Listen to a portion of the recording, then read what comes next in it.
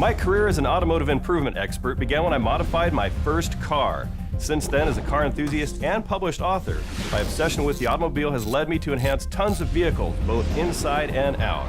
That's why I'm thrilled to be a part of a brand new series designed to help keep your car looking great and your engine running like new.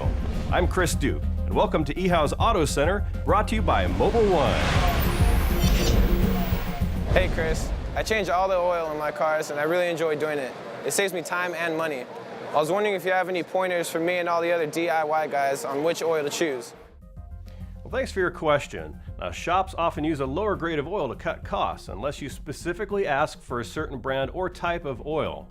Now, the best thing to do is to buy your own oil and change it yourself.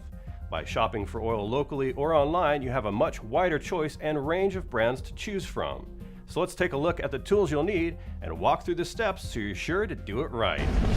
You'll need car ramps or a jack and jack stands, wheel chocks, a screwdriver, various sized sockets, a ratchet, torque wrench, oil filter wrench, rubber gloves, paper towels, oil drain pan, oil catch mat, funnel, crush washer, oil filter, and of course, new quarts of oil. The first thing you'll want to do is drain the old oil from your engine. But before you do so, there are a few things to check. First, make sure your engine is cooled down so you don't burn yourself. Pick up a set of ramps from your local auto parts store. They're usually $50 or less, plus they're easier and safer to use than a jack and jack stands. Also, chock the rear tires. Next, before you drain your old oil, remove your fill cap. If your vehicle has a plastic engine cover underneath your car, you'll need to remove that first. It's usually held in place by several screws. Place an oil drain pan directly below the oil drain plug. There are several different types of drain pans you can buy. I recommend one like this, which can be sealed up and carried to your local auto parts store for recycling. Grab your ratchet and a socket to slowly loosen the drain plug. It will start to drip out even before the plug is completely removed, so be ready for it. Use an oil filter wrench to remove your old oil filter. Since the oil filter holds quite a bit, have your drain pan ready to catch that oil. After all the oil has been drained and filter removed, you can reinstall the drain plug. You should first inspect it to make sure that the threads look okay, then replace the crush washer, which usually costs less than $1. If it looks fine, then you can reinstall it by hand and torque it down 20 to 25 foot-pounds. Just be careful not to over-tighten it. Check your repair manual for the proper torque setting. Now that we have the old oil out, let's talk about the best stuff to pour back in.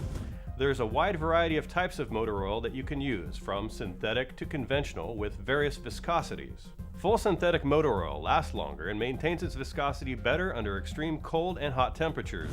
Your repair manual will tell you exactly which type and viscosity to use.